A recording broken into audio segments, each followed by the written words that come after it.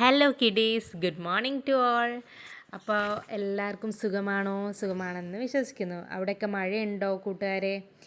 അപ്പോൾ ഇവിടെ നല്ല മഴയാണ് രാവിലെ. അപ്പോൾ രാവിലെ എഴുന്നേറ്റ് ഇന്ന് തിങ്കളാഴ്ചയാണ്. അപ്പോൾ അമ്മൂസിന് ഞാനിന്ന് രാവിലത്തെ ബ്രേക്ക്ഫാസ്റ്റ് അല്ല, ചോറ് കൊടുത്തു വിടാൻ തീരുമാനിച്ചു. ചോറ് അമ്മൂസിന് കഴിക്കുന്ന വലിയ താല്പര്യമൊന്നുമില്ല. അപ്പോൾ ഇന്നലെ സൺഡേ ആയതുകൊണ്ട് കോഴിക്കോട് ഹാർബറിൽ പോയി. അപ്പോൾ നല്ല പ്രോൺസ്, ഒരു 3 കിലോ പ്രോൺസ് 200 റുപ്യക്ക് കിട്ടി ഞങ്ങൾക്ക്.